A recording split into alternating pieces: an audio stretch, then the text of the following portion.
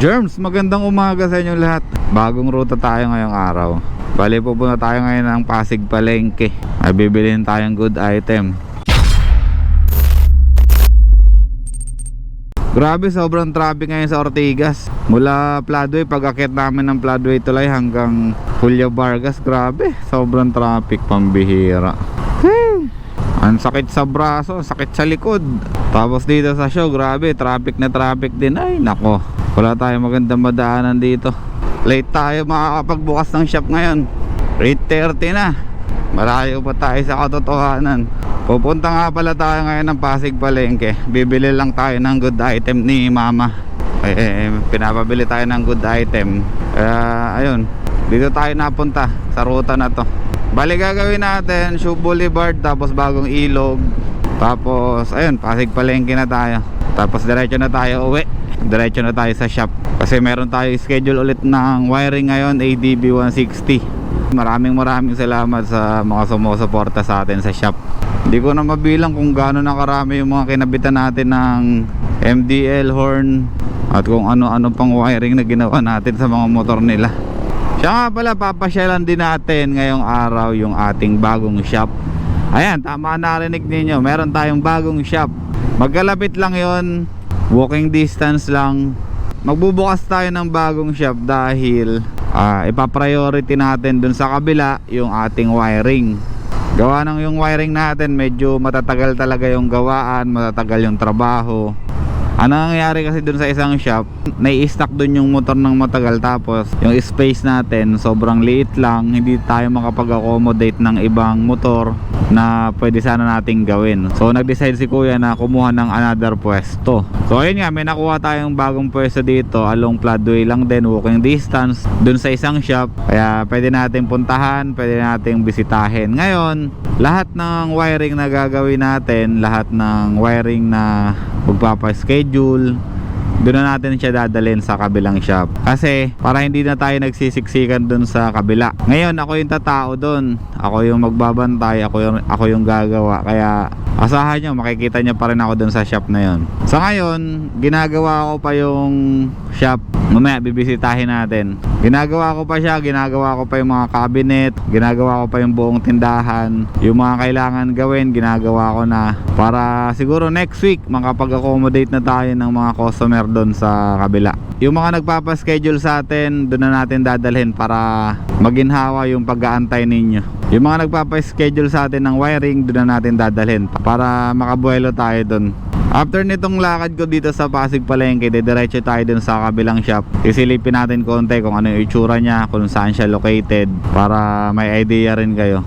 Pero hindi lang wiring yung gagawin natin dun ha. Magkakaroon din tayo dun ng mga maintenance, mga replacement ng mga pyesa. Same lang dun sa kabilang shop, pero ipa-priority lang natin dun yung wiring. Dun natin ibabato lahat ng wiring natin. Sa kabila kasi yung mga gamit ko sa wiring, doon kasi sa kabila, pati yung mga gamit ko sa pag-wiring, yung mga paraphernalia ko doon, nakakadagdag sa pasikip ng shop. Dami kasi, daming wire eh. Tapos yung iba pang mga gamit, naka-counterflow na rin dito ah. Ngayon ko lang nakakita may nagpa-counterflow dito sa Bagong Ilog. Talagang tumitindi na yung traffic natin. Maglalagay din pala tayo ng panibagong location sa Google para yun na rin yung magiging bagong guide ninyo. Yung mga magpapa-install or mga magpapa-electrical o kaya naman yung mga magpapagawa din ng ibang bagay, like for example CBT, ball race, ayan, mga yan ilalagay natin sa maglalagay tayo ng bagong locator. Huwag kayong mag-alala, hindi kayo maliligaw. Siguro kung makahanap-hanap kami ng bagong pwesto na along Pladway lang din, malapit lang, na malaki, na kaya natin pagsabayin lahat ng mga motor ninyo, siguro doon tayo pupunta. Siguro ganun na lang yung gagawin namin. Pero sa ngayon, pag-ihiwalay na muna natin yung electrical tapos yung mga maintenance natin. Pero sa ngayon, ganun na lang muna yung gagawin natin. Okay Germs, nandito na tayo sa Kapasigan. Malapit na tayo sa Pasig Palengke. Kakabili na tayo ng good item. Woo! Mamaya ipapakita ko sa inyo yung good item na binibili ko, para kung sakasakaling gusto nyo rin umiscore, makaka-score kayo dito. Additional tip nga pala dito sa Kapasigan, dito sa area na to, mag-iingat kayo mag-drive dito ng motor, sasakyan. Maraming ano dito, maraming hazard dito. Kakaiba ang driving skill ng mga tricycle natin dito, kaya medyo ingat-ingatan natin yung pagmamaneho natin. Mga jeep tsaka mga tricycle, naku, nakakatakot yung mga to. Totoo lang, kung umiiwas ka sa aksidente or sa mga sagi-sagi, dapat attentive ka dito sa mga to. Thank you. Okay, papatayin ko muna yung GoPro natin, tapos mamaya pag nakabili na ako ng good item, papakita ko sa inyo. Balik tayo dito sa parking, ha?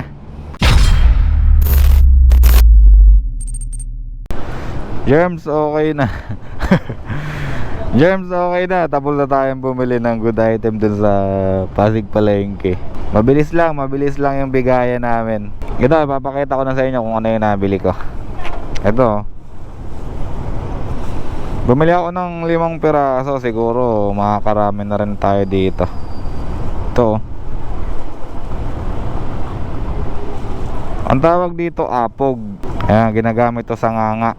Ayan, 5 piraso yan. Siguro tatagal ng taon to bago maubos.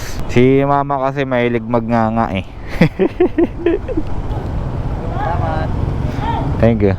Mahilig kasi si mama magnganga. Ever since nagnganga na yan si mama sa Bicol. Tapos dito nung napunta kami ng Maynila, dito talaga kami bumibili sa Pasig Palengke nung panganga niya. Kaya ito, napag-utusan na naman ako ngayong umaga na bumili ng good item. Apog po yun ha, apog. Isa sa sangkap ng nganga. Mura lang yun, parang 5 piso lang yung isang plastic, kaya nasa 25 pesos lang yun. Tapos gagamitin niya yun siguro mga 1 year mahigit, yung 5 plastic na yun. Hindi naman siguro na-expire yung apog, hindi ko lang sigurado.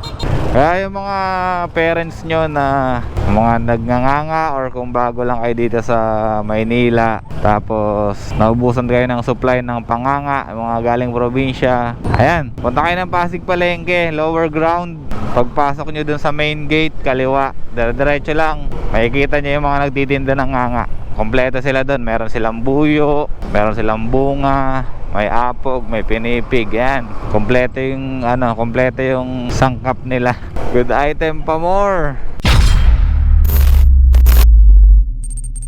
Okay, Germs, balik na tayo dito sa biyahe natin. Papunta na tayo ng bahay. Tsaka dediretso na rin tayo sa shop. Kasi 8:47 na. Naipit talaga tayo sa traffic. Kung nabuksan na ni Papa yung shop na isa, diretso tayo doon sa kabilang shop. Kung hindi pa, doon na lang tayo sa kabila para ma-prepare na natin yung wiring na gagawin natin ngayong umaga. Maghahanap nga rin pala kami ng mga bagong tao para doon sa kabilang shop. Helper, tapos electrician, tapos mekaniko. Ayan, bali 3 para ilagay natin dun sa kabila. Yung electrician dapat marunong maggabit ng MDL, busina. Tapos yung sistema nila na alam nila, ipapa-adapt na lang natin dun sa sistema na ginagamit natin. Yung harness, yung maayos na wiring, yung malinis na wiring, yung walang back job na wiring. Ayan, yun yung ituturo natin sa kanila. Ganun din naman dun sa mga ibang ginagawa natin sa makina. Dapat maayos lahat, dapat walang back job. Pero syempre, hindi naman makawala yun. Paminsan-minsan, nagkakaroon talaga ng ganun. Hindi naman natin ma-perfect lahat yan.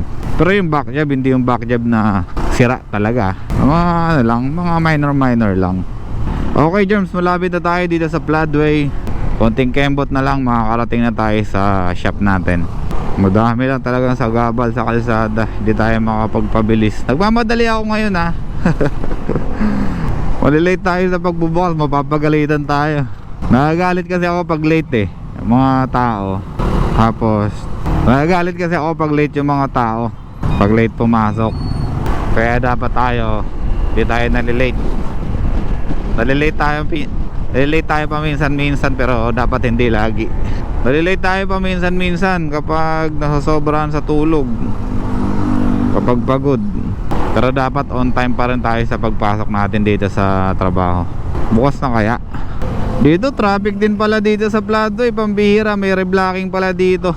May reblocking na ginagawa dito sa Floodway, gawa nung mga lubak dito na ginagawa or nire-repair. Ayun, damay-damay na. Ito.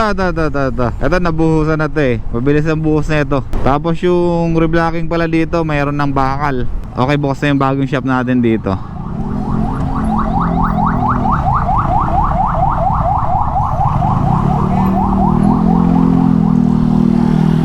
Ayan.